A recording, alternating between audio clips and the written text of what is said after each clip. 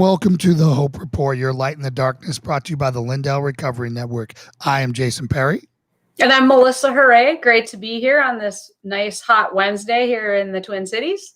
Oh, it's actually raining here. Raining Is and cool. it? Wait, actually, it's been raining for 2 days. I just looked out the window and the sun is out because it's supposed to be nice. And I'm so fired up. My son, who has autism, is visiting me and he loves boats. And we went out and got the mother of all pontoon boats to go out on tomorrow. Whoa. And all he keeps saying is Thursday, Thursday. Yeah, we're going out in the pontoon with him, and we brought a bunch of kids from a Christian family that we're friends with here. So, it's going to be a great time. It's going to be, I think, 10 of us out in the water, 5 kids and 4 adults, and really, really, really looking forward to it. I bet. That's so great that your son is there. His name's Connor. Is that what you said? That is true. And you know what? Before we get into our guest, having a kid with autism sucks. There's no way around that. And a lot of them are black holes of affection. I am so blessed that my son is not. My son loves me. My son misses me, and he tells me that. So, for all you people out there who have kids on the spectrum, I get it. I'm here if you ever want to talk. I know how challenging it is, and I know that a lot of you have it worse than I do. But no matter where your kid is on the spectrum, it's anything but normal, and it's very challenging, and it can push you to your breaking point. Like Lauren has a hard time bonding with him. I have a hard time bonding with him. And, my whole thing is mentoring. And here is somebody who's like a buzzsaw, my perfect kryptonite. I can't reason with them. They have no empathy. Right? That's got to be a challenge. Yeah. So when you have no empathy, it's a one-way street. They come across, they're innocent, but they come across as the most selfish people on the planet because it's all about them. Right. Yeah. Right. Yeah. I mean, my brother-in-law has Down syndrome, Mike's brother, and he is the most loving man out there, and it's just, you just love on him. And he has moods where sometimes he doesn't want to do things, and we plan this thing and he doesn't want to come, and you just got to roll with it. So I hope your time is really blessed, and I hope that it, strengthens your bond. It has been. It's gone way better than I had hoped. So I want to get back into our interview here. Yes. This is our first ever that we were like, holy smokes, there's a lot going on here. Let's break this up into 2 or however many segments we got. So Phillip Hall, for everyone out there who didn't see us last week, we're gonna bring him on here in a second. But basically, he was a former, gangster mafioso guy turned Jesus, champion for Christ. And if you didn't check out Monday's episode, go back. We're going to recap briefly when he comes on, just the footnotes version. And he had just transitioned. Well, I'll bring him on. So, Phillip, are you ready? Give me a thumbs up. All right, he's ready. All right, Hope Report. Welcome back, Phillip Hall, to the program. What's up, Phil? Hey, Phil. Hey guys, how are you? Great. I'm doing Good great. to see you. I'm in a little better area. I think I got better internet service down here, so you're not freezing as much, which is good. Wait, is that a guitar in the back? You playing for us today? That's man, I'm in Pastor Ron Forehand's office here. Oh, awesome. Good Shepherd Fellowship Church. He's actually the guitar guy. He works with the youth here, and I want to say hi real quick because I'm honored to be here at this building. Can I do that? Of course. Yeah, this is Pastor Ron. Hey, good morning. Hey, Pastor Ron. Hey. Thanks for letting him use your office. Hey, he's sorry, Siri thinks she's in this interview too. No, Bill's a great guy. I've been knowing him for a few years now, and it's amazing to see what God's done in his life, and it's an honor to call him friend just because he's such a champion for the gospel. Amen. Awesome. Yeah, Phillip, we've been getting great feedback from your first episode. Just many comments, people reaching out, and I think people are eager to hear your part 2 of your testimony for sure. Man, I'm getting some calls from guys that I've been working on, and I'm just going to say Bonanno family, Gambino family. These guys know who they are. I'm not going to put their names out there, but they are tuning in. And I had a good talk after the show that other evening. I jumped on one of Mike's deals, and I got a little crazy there. I get caught up in some of the, but the fact that they're even talking to me and they're asking some questions about. See, when I come to know Christ, I had a lot of. This is how we talk to each other. I mean, they would ask things like, "Hey, Philip, how's that that Jesus T-shirt you're wearing, man? How's that going?" And now I get to say, "Guys, I don't wear the T-shirt no more, man. I threw that away." And they're like, "Really?" And I say, "Yeah, I got the whole suit." There you go. But I get to explain to them, which we'll get into later, how they're brought up in this different life. I mean, it's more than organized crime. It's almost satanic, if I may, and the belief of La Cosa Nostra first, God second, family last is real in their lives. Yeah. God is working for us. We don't work for him. He's designed to work for us. So to have these guys ask and watch what I'm doing and come in, man, it's just a blessing, because these are some hardcore guys that I've been talking to for a long time, and they're questioning where they're at in their life, you know. Wow. Maybe kind of like Mike, what you encountered with the atheism, if I may, atheism. Yeah, it's exactly what happened with me. So I've had a lot of hard pipe hitting operators, you know, guys who've been downrange and done a lot of hard work and lived a rock star lifestyle with it. Right. You know, that's all that whole thing is all about living in the moment, because you don't know when you're going to be here. So it's about wringing as much joy and experience out as you possibly can, because you're worm food the next second. And guys they're seeing the way I am. They're like, I want what you got, dude. Like, where do I get that? Right. Because they're all broken. And, you know, they have degraded over time. Right. Their operator identity is fading, and they're spending all their time looking back, whereas I spent all my time looking forward, right? And, you know, they just look at me and they're like, dude, well, how do I get what you got? Like, you're so happy. Your life is so blessed. Like, what's going on? Like, where is that? I'm like, well, let me tell you about it, right? I'm like, I let go of everything. Like, if I'm looking back, why am I looking back? My best days are always ahead of me. And my best day is going to be the day I go to heaven and meet my Lord and Savior, you know, in person up there.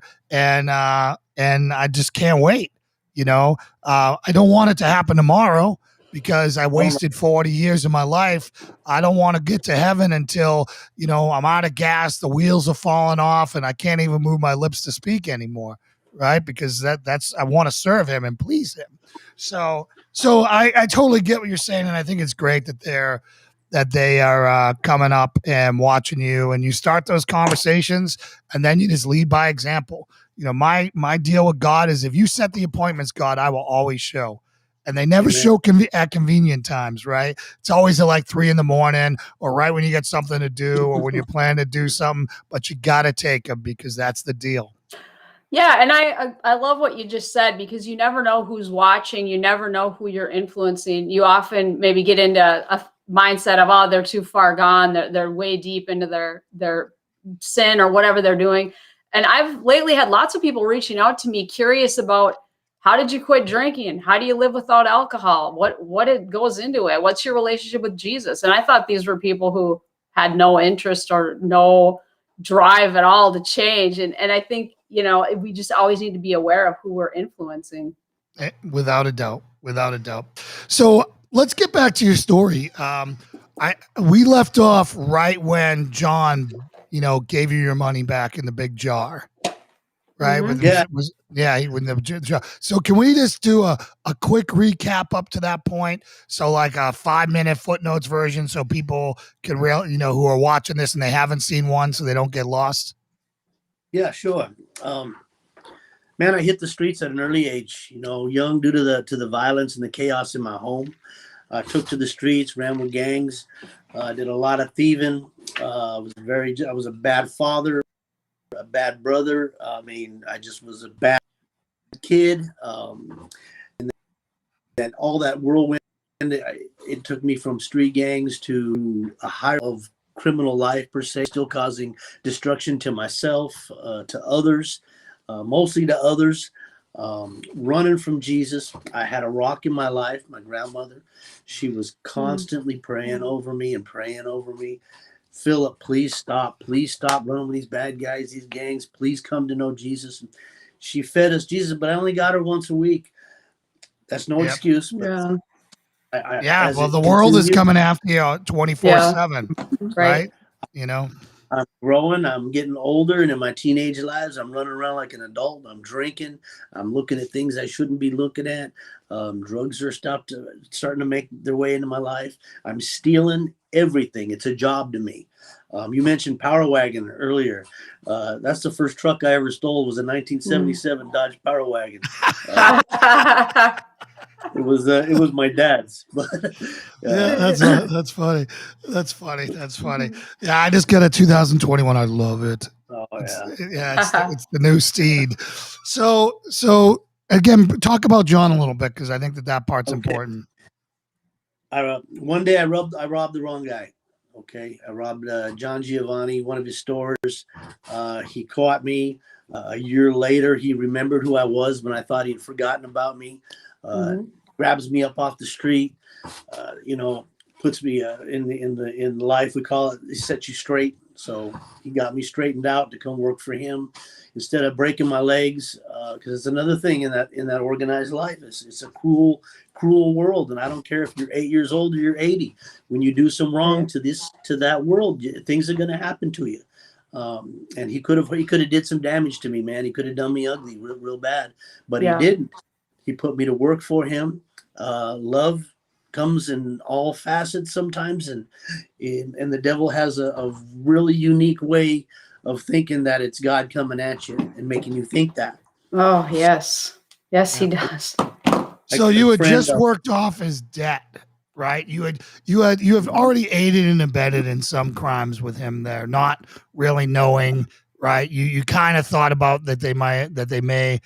A guy who was never seen again went went down, and we'll call him the basement, whatever, and didn't exist. Yeah, the door that didn't exist, where only gangster business went on, and you drove the car around, they paid you, and then never talked to you about it again. That guy was never seen again, and then after that, you went back to working there, and Big John was Did you guys call him Big John? Yeah, we called him Big John, not to his face, but okay. Mr. Giovanni. Mr. Giovanni said, "Hey, sit at your table and take it from there," because you were like, "No, I don't want to sit at your table." So no, bad things happen to people that sat at Big John's table. I wasn't doing that, but I sat there, and he brought this jar of money out, and it had fives, ones. It had a bunch of tip money. And he said, "What do you think of that?" And I said, "Man, that's a lot of cash. You did pretty good, Mr. G, saving up." And he said, "No, this is all the money that you stole from me. This is all the money that you stole from me." And I said, "Wow." Ooh. He goes, "I'm giving it back to you." And I was like, "Whoa, well, I paid my debt, Julie." He said, "I'm giving it back to you because I'm also buying something with this." And I didn't understand what he was talking about. And he said, I'm buying your freedom. Now I don't have to hurt you." Wow. That tells you the mentality of the world that I was getting to know. I saw several things happen in the atmosphere that I was in the short time that I was there. But instead of being in fear of that, all I saw was these guys didn't want for anything. They drove nice cars. They wore nice clothes. People gave them respect. They looked up to him. I watched cops come in. I watched people kiss John's hand. I mean, they were part of something that everybody knew about, but nobody knew about. And I was caught up in that. I was in awe of that. And John was one of the few people. I want to remind you, John was one of the few people. And this happens on the streets a lot. I got a friend out of Detroit, Robert Boyd, wrote a book called The Streets Don't Love You Back. And he nails it right on the head. I mean, he grew up in Detroit on organized crime. And John would check on me. He would say, "Well, now I know why. because he had intentions for me further down the road. And he was grooming an asset. Yeah, that's what I was grooming thinking. an asset. Yep. But it was love to Wow. me. Nobody Yeah. ever asked me, "Hey, little Phil, how you doing in school today? Hey, man, let me see your homework. Let's work on this. How your teachers treating you?" Nobody had ever asked me that in my house. And when he did it, it caught me off guard. So I really, I took to that. And he would send food home with me. He would feed me. He would do everything that you would think a Christian person would do. But he wasn't in church on Sunday, as far as I knew. Anyways, he hands me the money, and I'm like, "Wow, great, thank you." And he says, "Yeah, now you're fired. Get out of here." And I said, "What?" "Yeah, you're fired." And I said, No, I love my job here. Keep the money. I want to work. And he said, No, you're done here. I don't want you to come around here no more. I want you to stay away from me. Go get a job. Go do good in school. Go get a life." And I wanna do what you do. And he said, There's no future in what I do. What do I do? And I asked him that later on in life. And I said, "I don't know. You tell people what to do. I can do that. I want to be like you." Yeah. I want to boss people around. He said, "Get out." Well, I'll tell you, at this point, this might have actually been genuine love, actually, if you at this point, because he was telling you not to be a part of this lifestyle, and then he was giving you that choice. And then when you came back, well, now you're just one of the other guys that he's running, right? So do you believe that he was actually doing that at that In my point? heart, he was sincere to me every single time. John never lied to me. He never did. He never wasn't hugging me and looking for a soft place to put the knife. John to me those were later on. That was a brotherhood to me, man. It was more than family. And he was looking out for me. I believe that. But see, I knew right from wrong, and I believe this. Unless there's something going on with you, we all know right from wrong at a young age. Yep. I believe that. Yep. I remember I knew what I was doing was wrong. I knew stealing was wrong. This was the one time in my life, though, that there were rules about being a criminal that I watched in John. Yeah. And I watched in these wise guys. So he tells me, get lost, go get a job, learn how to use these things, learn how to use those in life. And I left, and I was bummed out, but I didn't stay away. I went once a week down there to talk to Big John, and John would welcome me as if we were friends. He was my boss anymore. And he would check on me, and I shared with him my schoolwork and things that I was doing, which I didn't take home to do.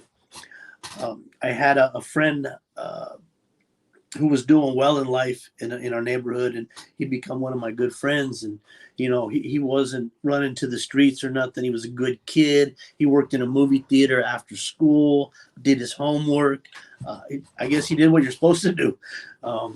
So I took to him, and he got me a job, a real job, my first job, man. I went to work at Cinemark USA, a movie theater, as a projectionist. And in the city we were at, I was also a part-time bouncer, because it was a real rough. It was a dollar theater, and it had a real rough element to it. But I liked being told that I'm doing a good job. I remember that. We got these new managers one time, Trish and Mike Wachnitz. Mike's passed away now. But Trisha, she would come in, and they were from Oregon. And, by the way, I don't want to get off subject, but my pastor here, he was trying to guess, where is Melissa from? Because she's got that O in her accent. No. What do you call that Come accent? on. Dropping the O's? What? It's the Minnesota dropping the O's. Yeah. Yeah, it's Fargo. I'm sure Jason's got a name for it. It's not Fargo, you guys. I am many miles south of Fargo. I'm near the Iowa border. In fact, I'm an hour from the Iowa border. Okay? Oh, you're killing the pastor over here. You're loving it. I'm killing the vibe. No, I was trained to keep the O's out, but they slip back. Jason's accent comes out a lot too. Sometimes I don't notice it. Yeah, Pastor I Ron. keep it under wraps. I keep it under So- wraps until it slips out, until I stop same parking Oh, the car in I the can hear yard. the Irish. I can hear the Irish. The guys I ran with, man, we're all out of Hell's Kitchen. Yeah. But Awesome. yeah, he says, ask Melissa some more questions. He says, I want to hear that. I got to nail that accent. So anyway, Now you know. with I'm with my buddy at the theater and Trisha. They come in from White City, Oregon. I remember, and they're our new supervisors, and they had never been into the big city or anything like that. So they're looking at me, and I've got my Warlords jean jacket on. They're looking at some other guys, and we're smoking out back. And to her, she's just like, "Oh my gosh, this is." Well, she meets everybody. She gets us all in the room, and I'll never forget her on this. And she goes, "I'd like to pray over my staff before we get to work today." Wow. And I was like, "Man, this girl's nuts. She's gonna do what?" And he says, "Oh, I want to pray." See, I had a big mouth, even as a kid, and even though I would never say that to my grandmother, if she was sitting behind me and she heard me talking, man, bam, I'd get a knuckle on the head somewhere. And but I would do that to anybody, and I don't know why I did that, but I picked on Jesus, loving people, and I think a lot of it. I'll go back as later on. I'll tell you why. What I witnessed in the streets when it came to good people that go to church and pray to God. One of my best friends, I saw him get gunned down, and his mother was a church going, love the Lord, and my buddy had nothing to do with gang life. He was going to be a baseball player someday, but his brother was into the drugs. Sent him on a chump drug deal because he owed some money, and he sent him with some newspapers in a bag, thinking he could buy time. Well, he got my best friend killed. Man, they did a MAC 20 on him. And made hamburger meat out of him in a park, and I watched this, and I talk about it in my book. So I seen all the people that I had seen for some reason that got hurt or bad things happened to them were all Christian people. So to me, I was like, why do you believe in that when that's all that happens to you is bad? That was my mindset kind of when I was young. So this lady, she would pray over us, and I would leave. I'd say she'd be, Phillip, where are you going? Man, you got nothing to say. I want to hear, and I will leave. And she would follow me, and she'd pray with them, and then come up where I was at. She says, well, I'm going to pray for you over here, like it was. You could throw magic prayer or something. And I would duck or I would close my ears as if I was blocking it, and I would hide from her. I'll reconnect with her because something amazing happened 35 years later in my life with me and that person. And but my point is, while I'm going through my life, my mom was praying over me. The ladies at the church are praying over me. This lady who I think is crazy at the theater is praying over me. So there's power in prayer. Yes. I'm visiting John. I've got a normal life. I move up to a position whereas I'm going to graduate high school, which because of my grandmother challenged me. She did some reverse psychology. I was going to drop out of high school because I was getting arrested when they were doing the high school senior pictures. So I was like in the parking lot. I got in a high-speed chase at lunch. So I'm going to jail, and so I'm not in any of my pictures in my yearbook. I was voted most likely to go to prison. I just junk, and I was doing good in this theater thing, so I was going to run with that and just drop out of high school. And I remember talking with my grandmother, and she was getting all ready for me. She was like, and this is important, guys out there with your family members, man. These little things that I look back on now, and I hear Jason talking about his son, and I'll get into my sons because I need some big help there. I'm missing out on so much due to my junk that I had in my life. But my grandmother, she was getting ready for me to graduate, man. She didn't have much money, so she went to Kmart, man, and got the best dress she could. And when she was happy because I was lying to her, man, I was like, I'm doing okay in school, Mom. This is that. And graduation will be on this day. And I even got to the point where I was like, I got to change the date of the graduation. I'm feeling bad. And my mother said, no, we're not going to do this. You're going to be honest to her. You're going to tell her what's going on. Tell her you're not graduation. You're not graduating. You don't have the credits that you failed. And so I had to go tell her that. And I remember her face, and she was all dressed up, and it was the last minute, And I said, I'm not graduating, Mama. And, I didn't do what I was supposed to do. And she goes, well, what are you going to do now? I said, I'm going to get one of them GED things, and I'm going to go make some money. She goes, oh, well, I understand. You would have been one of the first to graduate, relate your brothers and sisters, but sometimes you just can't do things. And I didn't like anybody telling me I couldn't do something. That was a big no-no to me. And I said, well, it's not that I can't do it, Ma. It's just, I don't want to do it. I'm going to go make some money. And she goes, no, I understand. If you can't do it, then that's just maybe how you're going to do your whole life. But, I love you still. And I was like, no, Ma, it's not that I can't do it.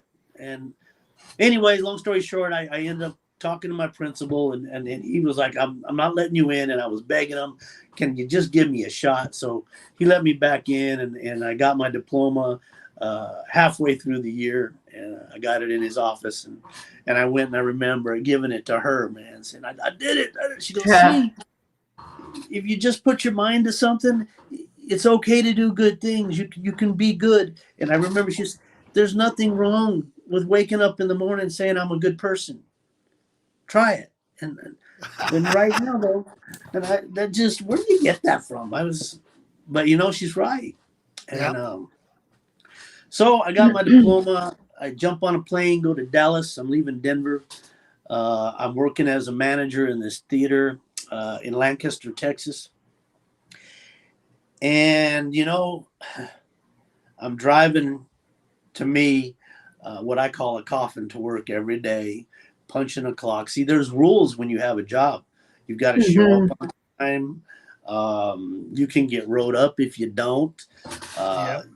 You've got to have your manners. You've got to you got to conduct yourself properly, and you've got to answer to people. And I just I had an issue with authority. And heck, man, my paycheck's $350 a week, $300 a week, and it wasn't enough. I was barely enough to pay my apartment. So I would talk to John a lot. I would call him all the time, man. I'd have my vino in the evening, and I knew he was having it. And we had established a communication, and he would ask me, how's the work world going? It's okay, and doesn't it feel good to earn a paycheck? And I was like, sure. And one day I just told him, no, I don't like it. I don't like this 9 to 5 punch a clock. It doesn't mean nothing to me, man. These people, they tell me what to do. I got a boss who thinks he can boss me around. And he says, yeah, that's your boss. I said, well yeah, but I don't like it. And he's like, that's tough. That's tough. Or you're on honest living. And I said, yeah, but I don't like it. I can't handle this, man. I don't want to do this. And I started begging him. There's got to be some work for me. So I saw one day how I can he tells me, figure out how you can achieve and accomplish more to get more in where you're at. Then you come talk to me. I'm like, yeah, all right. Okay. So I'm a manager here, assistant manager. So I decided during the day, I used to watch them take their tickets, In the old days, you push a button, somebody come to the window, push a button. Now I want 2 tickets, or I want 1 ticket, and you push the button, the ticket would come up. You tear a piece off, put it in a bag, and give one to the person while they would go into the theater. And an idea hit me. And I said, and shame on you guys out there who know where I'm going with this. But I decided there's 1 ticket for you, and then the next ticket I would sell to the next person instead of putting it in the bag. And that money went to me. So, okay, I got a little thing going here. I can make one for you, 1 for me. So I'm working that. I set the register up. We have like 6 registers. I set 1 designated to myself. I ended up canceling out more hot dogs and nachos and popcorns than anybody in the house. I'm skimming and I'm making money. Now I've got an extra $300 or $400 a week. Now I've got $600-700 a week. So I send a little bit back to Big John. And I don't know why I did that. It was my way of showing my appreciation, I guess you could say. You were tithing. Yeah. I like tithing. And I saw the guys would do it with him and the people that he hung around. So I said, I'll give a little. I earned it. It was all free today. It was all profit. So he accepted that, and he listened, and I was robbing the place blind for about 3 or 4 months. And then I get a call from my sister, and she says, "Hey, Mama's in the hospital. She's not going to make it. She needs to see you." And I freak out. I hadn't called her very much because I was doing bad things. I noticed when I did good things, she always got a call from me. But when I was doing something bad, she knew because I wouldn't call her. And she would drop a line and say, "Well, what's going on? What are you doing?" And she'd catch me lying all the time. So I get this call, and I race home. And I'm going from Dallas to Denver, 13 hours straight. I had a Mustang back then, a 1970 Grande, black Mustang. I was flat moving. I went to the hospital. All the families there, they're all taking turns to see her. See, she had diabetes really bad, and her arteries were starting to harden up. And I used to, when I was back in town, even my gangster friends always took care of my mama. They would shovel the sidewalk when it snowed. If I wasn't there to get her to dialysis, they would get her there. She was my buddy, and all the guys loved her, man. She kept you fed, and she loved on you with Jesus, and it was acceptable from her to nobody else, even to the kids on the street.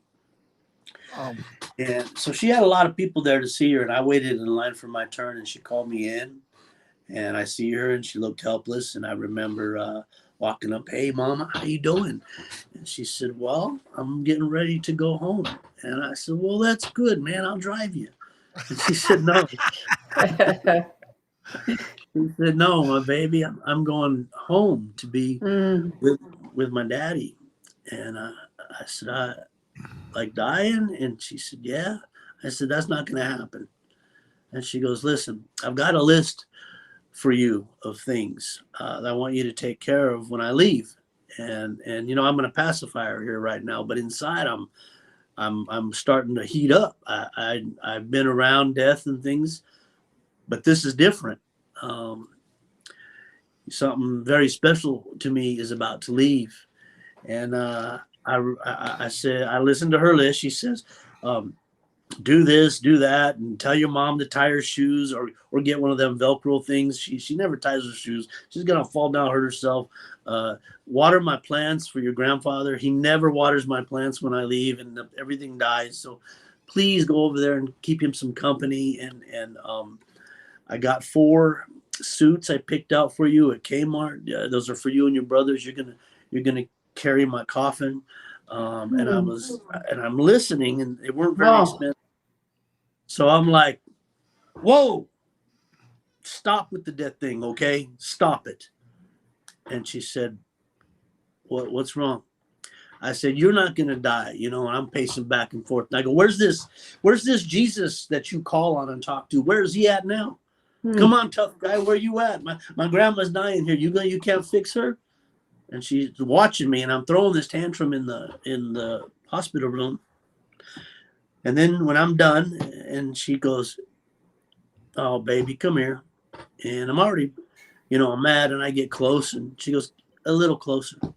So I get down, and man, them knuckles that she carries around. I was going to say she just popped you. she, right here, man, they never missed. And I'm feeling my butt. And I'm like, "Ma," and she goes, "How dare you mock my Lord and Savior? How dare you mock my daddy? You're Jesus." "Baby, I'm going home. I don't have to hurt anymore. I'm going to be running around like a little girl. I'm going to be healthy, and I get to be with my Jesus." See, she knew something I didn't know, and I couldn't understand it. And I was like, "But I don't want you to go." And she goes, "Promise me one thing. Promise me you'll find the tree of life. Promise me you'll seek Jesus out, and you'll want to learn about him, please." And man, I promised her I would. Later on in jail, I wrote her something called "My Mama's Last Amen," because I promised her I would, and I never tried. And man, she could talk to me on my level. I remember her telling me, why do you we go 55 miles an hour Because why? Because it's the law. And I said, yeah, because we're supposed to. What if we go faster and get caught? Well, then we go to jail, get in trouble. She goes, yeah. And what if we don't? And I said, well, then we had a heck of a good time. And she goes, okay. If I was a cow in my last life, I don't remember. So this one counts. Find Jesus. Cherish the moments. Live life well. Okay? Seek Jesus. Promise me. I said, all right. You know, well, anybody, they all came in to see her. And I remember she ordered some Hawaiian Lays and she put them on. And when they wheeled her out for surgery, she was waving at everybody. Man, like she knew where she was going. Wow. And she never came out of that operating room. She passed away December 2nd at 1989 at 3:23 p.m. Wow. And I remember her flatline and sitting by her side. And I did everything she asked me to do. And then I made my way back to Dallas. And on the highway between, if anybody knows that area down there, Raton, New Mexico, and Dumas, Texas, 1 o'clock in the morning, I pulled the car over. Man, I jumped out and I really let God have it. I cussed him. I told him how much I hated him. Why you let good people die? Why you, you take people away that love you? I told him I hated him. You know, on my deathbed, on my mama's deathbed, she told me, someday when you accept Jesus as your savior and you go to live for him, you know what? Someday my little Philip's going to tell the whole world what Jesus did for him. Wow. And that was in 1989. And I'm on this highway and I'm cussing God, man. And I'm telling him, I hate you. Don't ever send a Christian person my way. I don't want nothing to do with them. I'm going to hurt every one of them. And I was cussing him. I was angry and crying. And that was the last time I put my tears away and said, I'm going to get this world. And I left. 15 years later, I'd have another conversation at that exact highway on that exact location at the exact time, going the other direction. And that's when the marshals arrested me. Whoa, that's incredible. Holy smokes. Yeah, so I go back to Dallas. I go to my job. I get a call early. It says, hey, we need to talk to you. I think maybe I'm getting a promotion. I don't know why they want to talk to me. Turns out there's these guys called auditors. Yeah. You're missing a whole bunch of tickets. Yeah. Anyways, it didn't turn out too good for me, and I'm lucky I didn't go to jail then, but they fired me. I'm bummed out, but I got enough cash saved up. So I start, I'm having some beers one evening, and I call John, and I can tell he's pretty lit. It was right around Christmas, I believe. And it was about Christmas time. And his answer's different this time. And I told him what happened with my mama, and I told him what happened with the theater, and he's laughing. He's like, yeah. So it all worked out for you pretty good then, huh? I said, no, I don't get what you're talking about, man. I want a job. There's got to be a place. I'm begging the devil for a job. There's got to be a place for somebody like me. Oh. Man, I can fight. I can collect. There's got to be something. And he told me one more time, there is no place for you in my life. None. And he hung up on me. Calls me back in about 20 minutes and says, you want to come into my world. You want to work and do what I do. I said, yes, sir. Okay. Stay by the phone. Somebody's going to call you. Don't leave. And I literally stayed by the phone. I was excited. And a whole day went by. I didn't leave the house.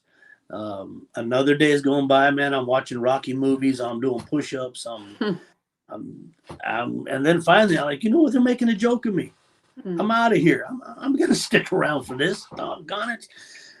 And just as I was about to leave, that phone call came. And the person on the other end of the other end of the phone, says, go to this address in Dallas. You're going to meet this man, Mr. LaBarba, and be there at this time. And they hung up. I went. I met this guy, and I talk about it in my book pretty thoroughly. But anyways, long story short, I went to work for the LaBarba family, bookies. You know, they had a lot of loan shark stuff, and I was picking up some jigs. And I was good at it. I'm bringing in a percentage. I'm almost bringing in about $800 $800 a week, which those are real numbers, man. You watch the movies, and these guys are they're making we're parking lot bandits, parking meter bandits. That's the real money in mob life. Yep. So what's next? This is getting good. So I'm in here. I'm taking my collections. I'm doing it. I get a little time off, so I decide to get to know Dallas a little bit. I'm 19 years old. I go to Dallas Alley. I went and hit the clubs. I got fake ID, and I met a girl, and we're talking, and I thought we're getting along, and I'm thinking, man, this girl's really into me. It's my first time out and stuff, and she goes, hey, let's get out of here. And I said, okay, I'm down for that. And she says, well, go ahead and pay me out so we can go. And I said, no, I bought all the beers. I bought the drinks. I'm good. We're all right. And she goes, no, you got to pay me. And I said, what do you mean? I got to pay you. And then the bouncer comes over, and he knew her already. And he says, hey, we'll call her Sheila. What's the problem, Sheila? Well, this guy won't pay me. And I said, no, I did the drinks. I didn't. And then I realized, you know, in my young life, I'm not dealing with somebody who liked me. Anyways, I don't. He uses a line on me that I later stole from him and used on other people. He says, so what does he owe you? And she says, he owes me $50 for my time. And I go, I ain't paying you no $50. And he goes, you heard the lady. You owe her $100, pay her $100. And I go, man, the inflation is just crazy around here. I ain't paying nobody nothing. And he says, well, and this is the line he used. You'll like this one, Jason. He says, it's coming out of your pocket or it's coming out of your butt. I don't care which one. And I said, man, I guess it's coming out of my butt because they ain't paying. Well, we got in a tussle. I got the better half of the guy. He ends up in the hospital in real bad condition. I end up in Dallas City. Up, you lost your sound.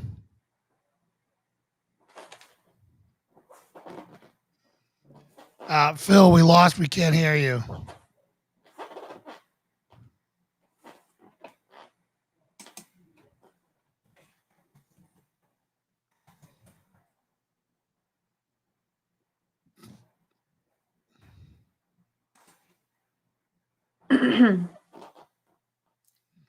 Well, that was odd.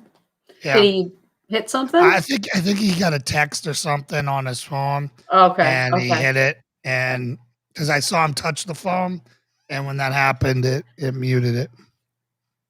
Okay. Well, when he was talking about how you get addicted to the money, and he's working this movie theater job, making $300 a week, you know, I had a person in treatment. I just thought of this story when he brought that up. She was a stripper, and she was trying so hard to get out of that lifestyle. I mean, she had this wrestling with, I don't know what else I can do and make this kind of money.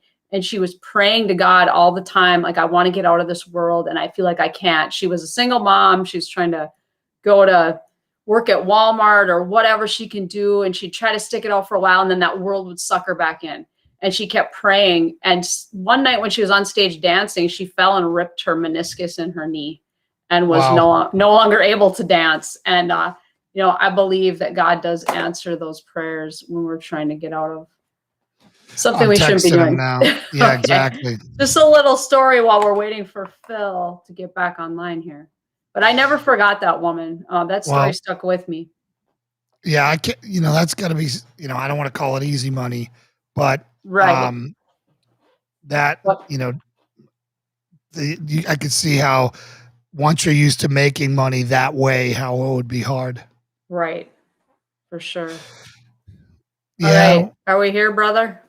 No, it looks like Phil is not working. So what we'll do, I'm going to tell him. I'll see. He's trying to. We're right at the cliffhanger of the story here. Looks like his friend is helping him. Okay. So, Lauren said Kentucky Southern is straight up a foreign language. Yes, we were it talking is. about Oh we my were talking goodness. about that on the show on Friday, I think it was, Were you? and it was it was bad. You How there? about now? Yeah, we got you. All right. Hey. I'm sorry All about right. these guys. I'm trying to learn That's some of this. okay. No worries. All right, so pick it back up where you left off. I think you had just put the guy in the hospital. Yeah, and I'm in Dallas City. They're giving me where I'm from, fake IDs, all this stuff. And they want to know how I got all this stuff. They're questioning me. And next thing you know, they come in and I think it was a sergeant says, let him go. And they said, what? They said, let him go. He's out of here. So I left. I go to my apartment. I call in, check what's going on. I didn't tell him I got in any trouble because he doesn't want to hear about that. They don't want to hear you've been talking to cops or anything. And he already knew. Yeah, he's the one who got you out. He's the one who got you out. He says, Yeah. you got to leave town. And that's what tells you, too. All eyes are on you. Mm. You don't know. You think you're alone. You think you're quiet. When you're in this type of world, all eyes are on you. And that's why these guys say, I'll go to witness protection, whatever. No, you ain't getting away. Not from this life. Yeah. So he tells me I got to leave. You got to go back to Denver. I said, you're done. He goes, you're done here. And I said, what's the problem, man? I got in a little bit of a tussle. I took care of business. He goes, no. The guy you fought, got in trouble with, he is a hemophiliac, for one. He bleeds internally. He had no business being a bouncer for crime sake. Oh, he's going to die and it's going to be murder.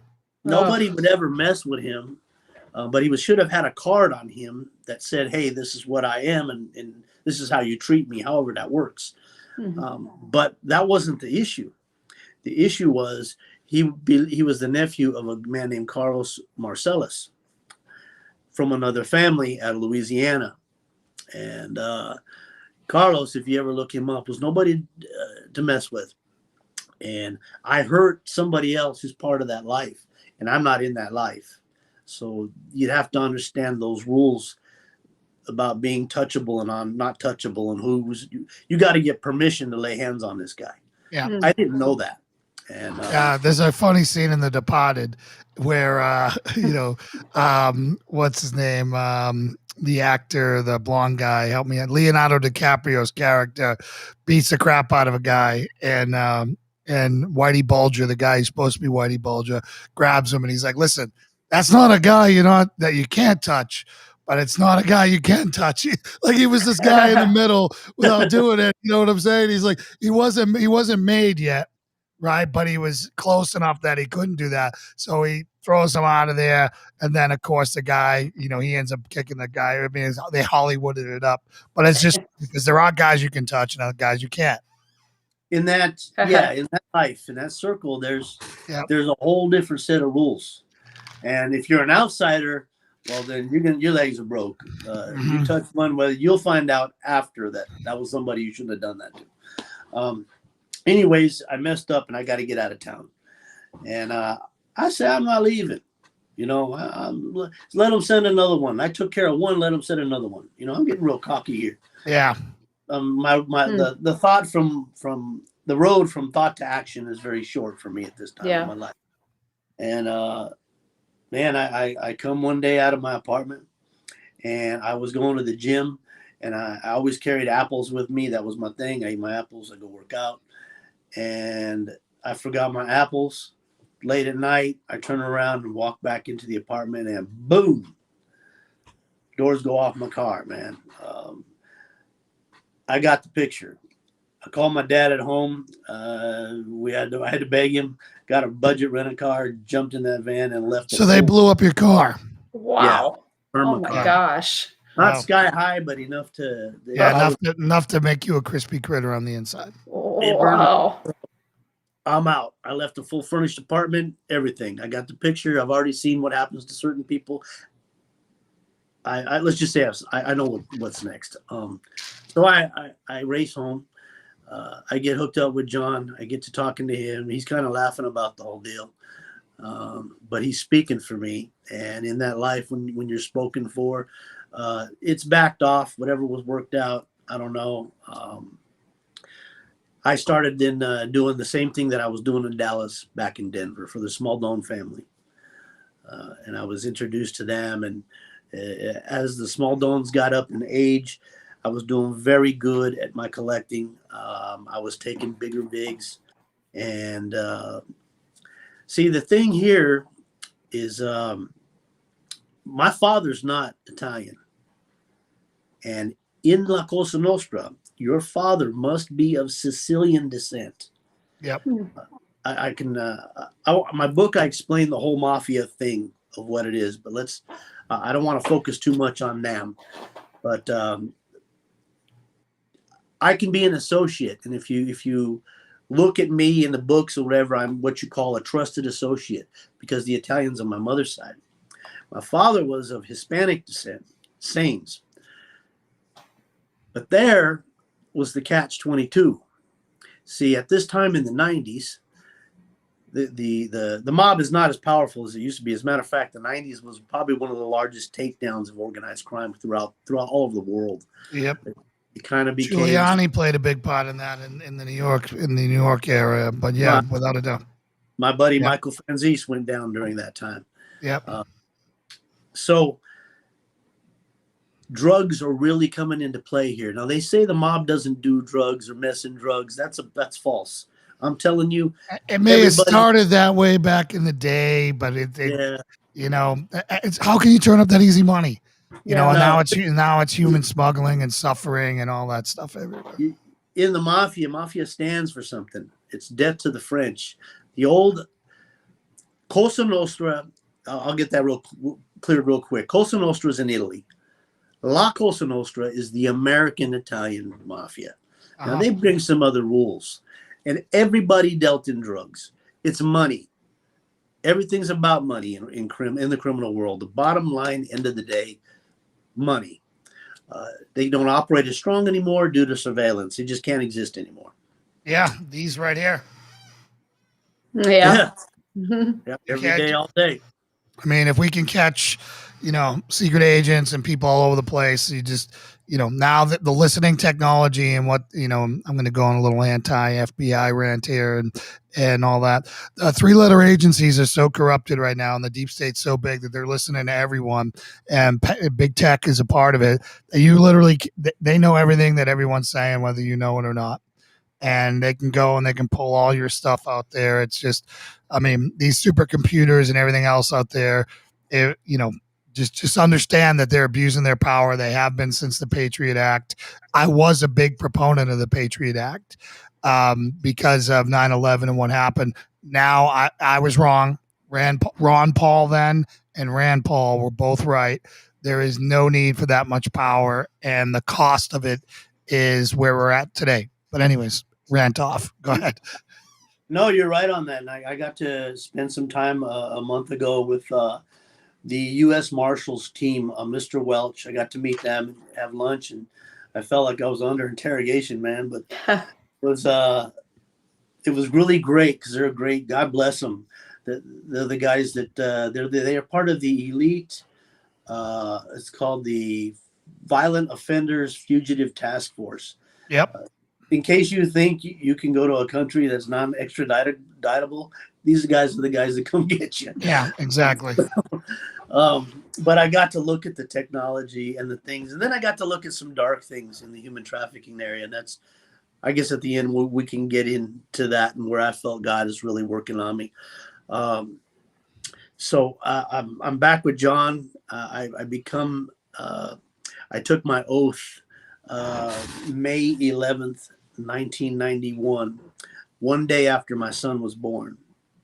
And I became a member of the Small family, which answers to the Colombo family out east. Man, you couldn't give me a parking ticket. Yeah. Bottom line. I'm a kid in a candy store, and money has no value or meaning to me because I get it anytime I want. I'm getting involved into many different areas, prostitution, drugs. And in the drugs area, that's where I found out where I was being groomed years ago. And that's why they call it organized crime. Much different than this is a 25 hours a day, 8 days a week deal. I learned so much. And in my classes that I'm getting to work with law enforcement now, and they get to use my brain. I did your job in reverse.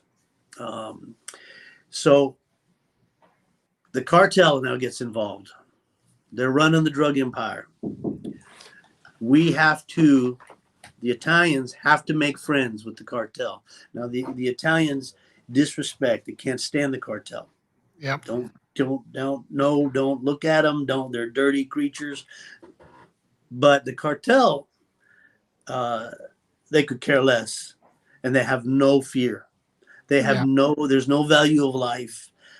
You could be in a spot. I was doing in my book. I open up on the first chapter about a deal that I did in Smeltertown, Texas, right on the border with a guy named Lobo. Later on, they busted this guy and his father, and they found over 300 bodies on their ranch of tourists. But I'm doing a job. I set up the first Gambino transaction to bring drugs into this country on the cocaine and in trade for guns. It was a bartering deal. I was not the first, but one player in it, because my father was of Latino descent. Wow. So now I'm accepted on the cartel side. When the Italians were having a problem with this, they couldn't get in. And the one thing I witnessed, and I'll just, it's worse today. You can be a cartel guy sitting in front of me and have your best friend sitting next to you. And if the deal goes south and I want to use him as a shield, or man, I'll shoot your buddy, or you leave me alone. That guy will pull his pistol out and shoot his best friend in the head and say, there, now what are you going to do? Yep.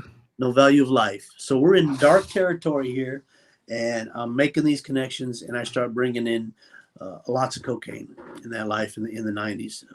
And it was all in trade for guns. I'm getting real dirty and deep into this. On the other end, I have my Uncle Mike on my mama's side, the concrete guy. I'm trying to live 3 different lives, and that's the rule. You got to put on a life for the world. You've got to put on a life for your family, and then I've got to put on my life. We call it the life, my La Cosa Nostra life. So I've got 3 different lives I'm trying to lead here, and I have money coming in, and I've got to buy businesses. So I bought a bartending college, 1-800-BARTEND. I had that going. I had a modeling business going. I had a limousine business going, but the limousine didn't go. So this is all the launder money, so people understand that. You want to buy businesses that are losing money so that you can make them problem. I mean, I think Captain Long John Silver's is a big front for the mob, because I've never seen anyone eat there, and they're everywhere. So I wouldn't be surprised if the cartels are laundering money through Long John Silver's, because I've never, ever, ever seen anyone in any state, but they're there. Anyways, go ahead. No, I dig it, Jason.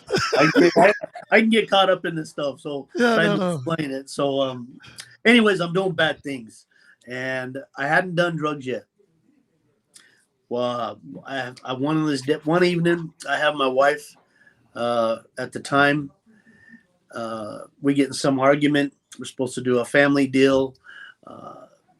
I leave the house. I go get with my girlfriend, and we go out on the town. And I always conducted myself in a manner that I didn't go to the bars. Everything I did, if I wanted to do, was at home. Nobody saw what I did. And that's where I got a lot of respect and trust. Nobody was in my circle, but a handful of people. And we're human beings. And one night I get introduced to cocaine. They call it crack cocaine. And I have 8 ounces of this in my vehicle. And I'm talking with this girl, and she says, "You ever smoked it before?" And I said, "No, man. I've seen people do it, and I've watched their eyes flip around, and I've saw people do the most awful things to get that stuff. I went after people like that. But no." She goes, "Would you like to try?" Oh, And my first hit took my mind and my soul far, far away. I didn't go home for 3 days. I went crazy, and she just had that little bit. I got 8 ounces on Monday, 8 on Wednesday, and 8 on Friday. And and then when I would get so high, I would start drinking, and the only thing I found that could take me back down to earth was whiskey. So I'm drinking bottles of whiskey all day and doing this all day. I get sloppy. Things start falling apart around me. Deals are falling apart. I'm not showing up on time. I'm looking like crap because I don't sleep for a few days. I start getting paranoid. This stuff just takes your soul. The devil's got me right where he wants me, hands around the throat. And now it's public. I've got some court dates I've missed. I'm running around crazy. When I'm paranoid, I carry pistols. I've shot people in the rear end. I've ran out of buildings. I'm going nuts. Feds probably think I'm crazy, so they don't really chase me down too much. But the mob knows I'm getting high. Yep. People around me start to get in trouble. People around me are getting killed. A message gets sent to me one day, and I won't go into this. I go into my book, but I get shot in the shoulder out the back. I'm so high and rolling so fast, didn't bother me. I went on a revenge mission, not sure who did what, because I've made a mess everywhere. My family can't stand to look at me. I'm pushing them further away. My son, I get another son on the way, my second son. I throw him away. I tell him and his mother, hit the bricks. I want nothing to do with you guys. I never want to see you again. He's 1 year old at that time. My oldest son is just watching me destroy my life and get worse and worse.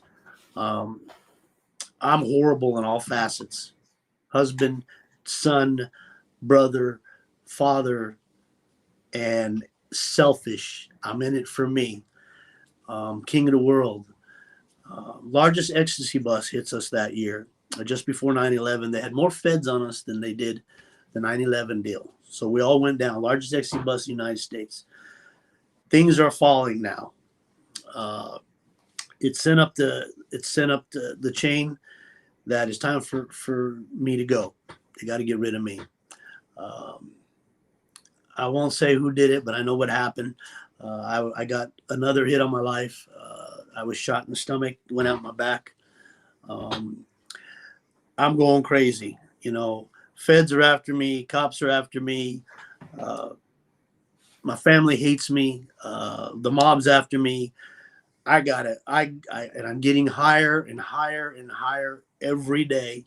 I think I went from like 180 pounds down to like 115 pounds. Disgusting. And that little inanimate object, that little rock, I allowed destroy my life. And it was me that did it. And man, I get to speak in I'll go into this later, but places where I get to talk to people about addictions and those kind of things. Anyways, I'm going so crazy and I'm never in one place. Nobody can really catch me. I'm driving all the way up to Michigan. I'm driving down to Juarez on a regular basis. I just stop and go wherever I feel safe, and then I can get sober, and then I'm out chasing this high again. So for about 6 months, I'm just going nuts. My mama still prayed for me. The little ladies at the church, they were still praying for me. The lady at the movie theater, she was still praying for me. While I'm going crazy, I get a phone call. It says, you need to get out of town. There's a train coming into town. Go see this guy, Mr. Griggs. He's got a room waiting for you. I'm like, a train? He said, yeah, it's the Ringling Brothers, Barnum Bailey circus train. I said, what? He said, get on the circus train. I ain't never been to no circus. So I go to the Denver Coliseum. I ask for the guy. Sure enough, somebody's waiting for me. I get on this circus train. I'm given a black uniform. I know who called me. I'm gonna throw it out there. I know it was Hoffa Jr. out of DC. See, the Teamsters own the train that the circus rides on. I don't want to beat up Ringling Brothers about this, but every thug in the world, Jason, you were in law enforcement, you probably know. Every thug in the world is probably on that train running from something. Yep. It's a mile and a quarter long. 350 people on that train. There's a grocery store, there's a restaurant, there's a church, there's grades 1 through 12, and there's 5-6 college tutors. And you get paid right there, and they cash your check right there. You don't even have to leave the train. It moves from city to city. So I'm going 48 cities. And man, I mean it, there were thugs on this train. One of the guys on there, he was an animal trainer. We would pull into a city. He would, on his lunch break, go rob a bank, then come back to the circus train, put on his elephant gear, and go in there. They never caught him. He hit 8 banks, and they caught him because he stopped paying his ex-girlfriend. But other than that, they'd have never known. So I'm on the train. I meet my I have an ex-wife who came to join me. Long story short, man, I married a stripper on the train. She convinces me to You're just making the best decisions ever. I know. I have no idea how many team guys marry strippers and they wonder why it doesn't work out. But go ahead anyway.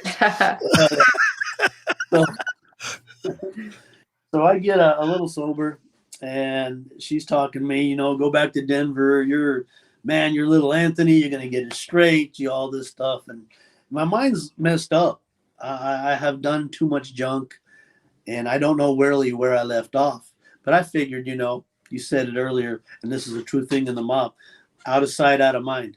So I figure everybody's kind of left me behind. They forgot about me. Maybe I will go back. Hello, you're a member of La Cosa Nostra, bud. It's blood in, blood out. Just before I decide to make my choice to leave, a guy comes on the train and he befriends me, and we get along really good. His name is Yurik. And see, I'm forgetting all the rules and all the things I was taught to do. And this guy, he becomes like a brother to me. All of a sudden, we have a lot in common.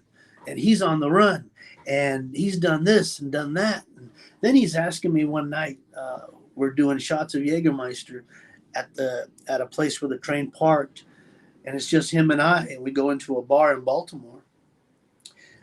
And I didn't pay attention to him not drinking his drink, but he's buying me round after round. And then he says, what about, you ever had any cops, man, talk with you? Or feds ever get a hold of you? And man, it hit me. It hit me, and I look in the mirror, and my eyes are faded. I can barely stand, and the bar's empty. And I looked at Yurik, man, and he had a tear on his face, and he's like, I knew you was no rat, little Anthony. I knew it. I'm sorry, bro. He stepped back, and the lights out.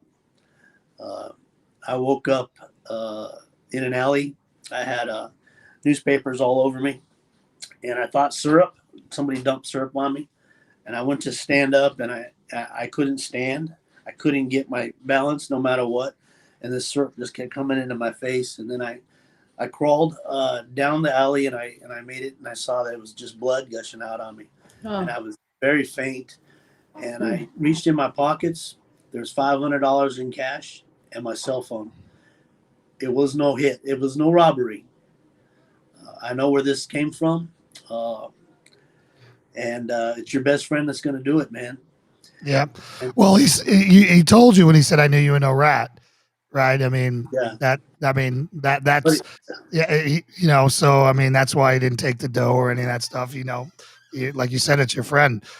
Are there any real friends there? I mean, up until a point. Yeah. Right. But where the loyalties go, the loyalties are, he's going to end up dead if it's on him. So it's a choice. He's got to do it. Yeah. It's either him and his family or you. No, it's a job. And like these things these movies do, they'll say, I'll hear some guys who say they're from the life. I don't brag that I'm from the life. I mean, it was hard to even get to this point to say this thing. But they'll say things like, man, there's a $50,000 hit on me. There's a 25, there's 100,000. There ain't no such thing. Mob don't pay for hits. That's a job. You take that up. If you're told, here's the ticket, you take care of the ticket, period. There ain't no, unless somebody wants to pay you. So that money thing, there's no money hits. Anyways, the going rate for a hit on the street is probably $2,000 anyway. Yeah. Anyway. That's what we used to say, with PD, be like, you can go get a crack addict actually for way even less than that. $20. Yeah. Yeah. So, but anyways, go ahead. So I call the first number on my phone to this guy. He's a friend, Moni, and he's with the Bulgarians. And see, there's all walks of life on this train. And I was real friendly with the Bulgarians to this day. That and the Albanians. And so Moni answers, and he's like, Tony, you're alive. And I said, yeah, man, I don't know where I'm at. I give them a street sign. They come and pick me up in about 5 minutes, take me to an emergency room, and throw me out on the sidewalk. And man, thank God for that. I was in there. I had surgery. I had a quarter inch plate, which is a pretty good sized plate to have. I had a hole in my head. And I laid in there for about 3 days, and then a car came to get me. And he walked in. I didn't know the man, and I thought, okay, this is it. But I'm weak, and I was going to take my medicine. I wasn't ratting nobody out. See, the cops never came to see me there. And you would think on an assault they would show up. Yeah. No police came. I walked out with this guy. I get in his car. He takes me back to the train. I go back into my room, and I'm sitting there waiting. It's coming in any minute. Life went on as normal. Nothing ever happened after that. I kind of know why, but they delivered the message. And later on, sitting with Frenzies, he says, he kind of jokes about it. It's not funny, but in our world, it kind of is. He goes, man, God has to be looking after you. We had 3 hits on you. They're done. So keep your mouth shut, out of sight, out of mind, man.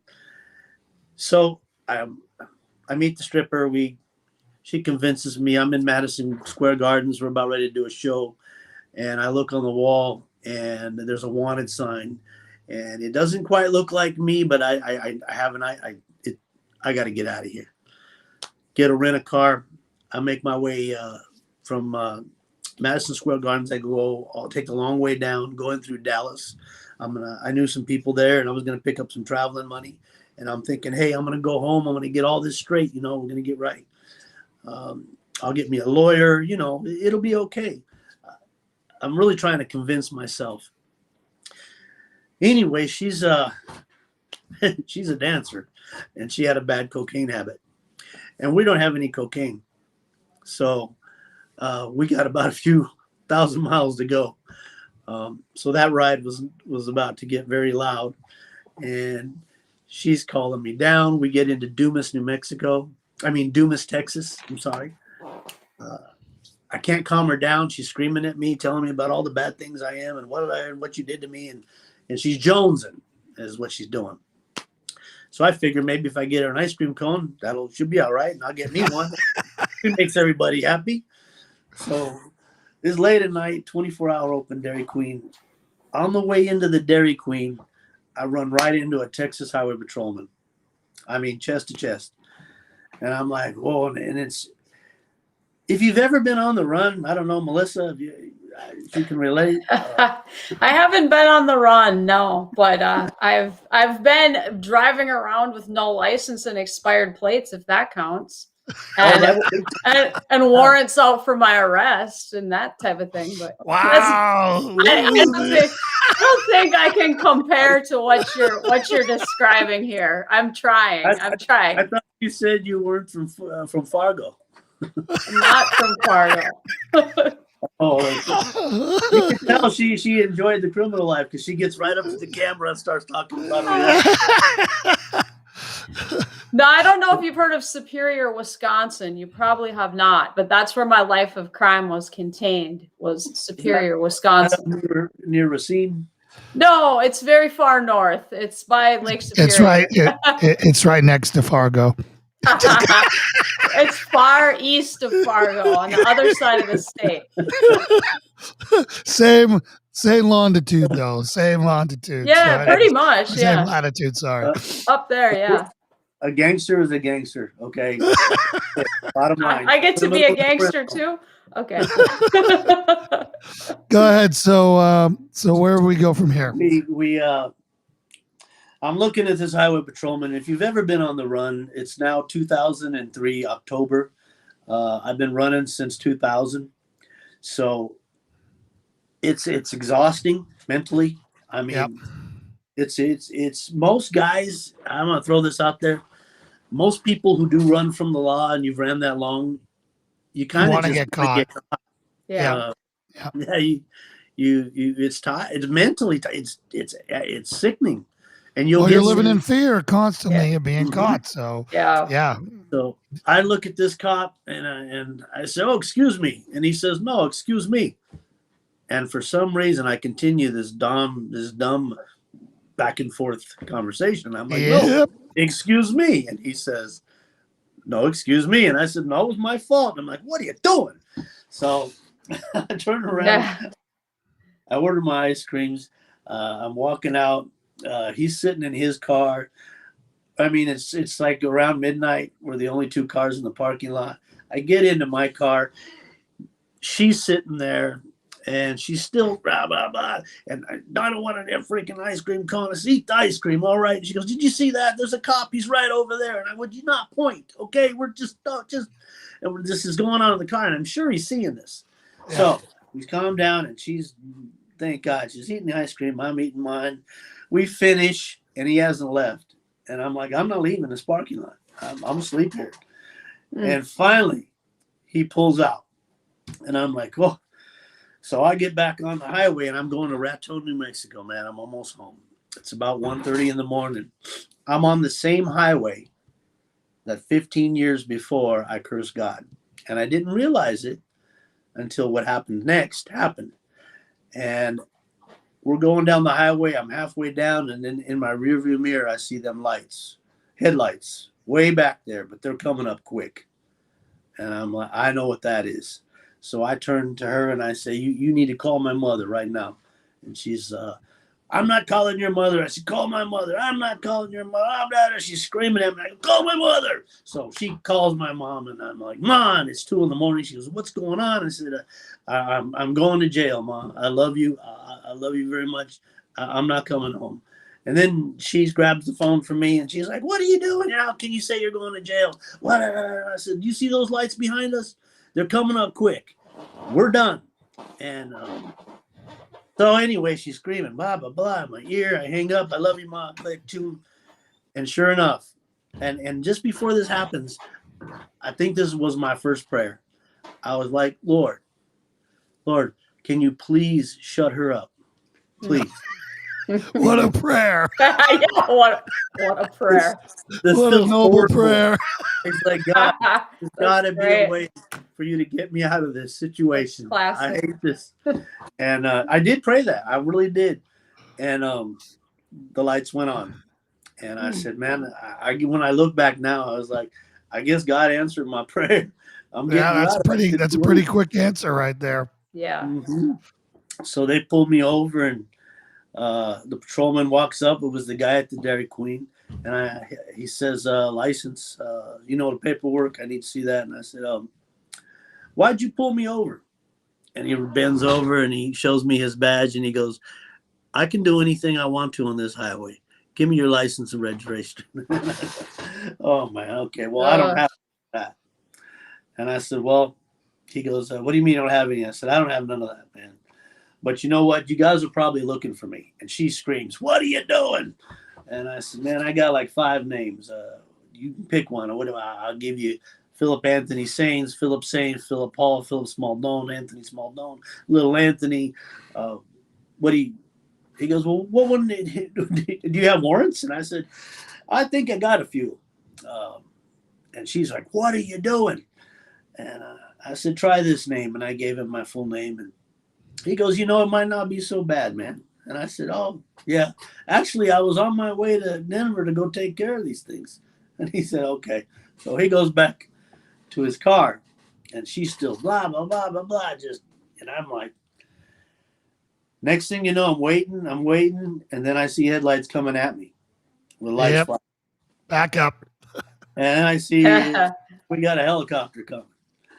And I'm like, oh boy. Then I get the bullhorn. Driver, with your rope, take your left hand, stick it outside the door where I can see it. Take your right hand. Jason can probably walk me through this. Yeah. So they wrap you up. They put you in the back. Take us from there. They get my keys. I lay in the street. I wait. He approaches me. He walks me out of the car. Then he tries getting her out of the car. And she's screaming at him. And I'm like, "Lord, please let him tase her. Tase her, please." And he didn't get tased. Holy smokes. I hope your prayers have changed since then. Yeah, for sure. I work on them. It is hard to live a normal life sometimes because of the thoughts that go to your head when somebody says something that you can't do no more. Anyway, I get in the car, and I remember him. He said, he goes, "Thank you." And I said, thank you for what? And he said, "This could have ended up real bad, man. Your jacket, when I look you up, says rabbit. It says you will run. That you could be armed. You could be." And I said, "Yeah." And I remember telling him. He goes, "Why?" And I said, "I'm tired, man. Let's get this show on the road." That's really common, man. That's really common. Guys they degrade, particularly when there's a drug habit. They degrade. So it's really common for them to just want to get caught. And where 99 times they ran before, on the 100th, they're like, "Just take me, bro. I need to sleep." Yeah. I need to sleep. I said, I'm willing to take my medicine. I don't know what that's going to be, but let's get this going. And they took me back to the jail. I did not get to go to the courthouse. The judge came to me, and he said, "Hey, we're going to hold you here. We've notified the Colorado. We've notified, man, I had cases in Colorado, Oklahoma, Kansas City, Utah, Seattle. I have a whole pile of stuff that I didn't even know what I was about to face." So he says the marshals will be here. If they don't get here by the end of the week, and I thought, a light of hope here. We have to let you go. We can only detain you and hold you for so long. And I didn't know that, but I guess some states have it. Nobody's paying my rent. Yep. So I'm like, okay, I'll change my prayer to Lord. Let them get a flat tire or something. I don't know how they're going to get here. But they were there by 5 o'clock in the morning the next day. They made it. They had a lot of case files to clear. Yeah. So I'm riding. So I get a question for you. So how much more of the story? Do we want to do a part 3, or do you think, how much more do you have? I have. If you'll have me back, man, I got another hour of my walk with Christ and how this happened. Let's end on a high note. Let's do that. So we'll wrap this up right here. We'll have Melissa pray us out, and we'll do a part 3. I don't know if it's going to be Friday. We're going to have to figure it out, but everyone's going to want to hear the cliffhanger ending. Yes. And going to want to hear the redemption. So you and Melissa can work that out. We'll figure out when the next time we can get you on. It'll be really soon. Again, another awesome day. Thank you so much. Again, I know for everyone out there, we're laughing about some things. There's some morbid humor. It's cop gangster humor, and what's really important is the walk forward now, where he has dedicated his life to Jesus, and he's reaching back and pulling people up. So often we get testimonies where people don't want to go into the details. They're ashamed of it, but they don't want to talk about it. And they should be ashamed of what they did, right? But at some point, we have to engage on the lowest tiers of sin to show people that Jesus can save anyone. Anyone. If he can save Paul, he can save anyone. If he can save Philip, he can save you.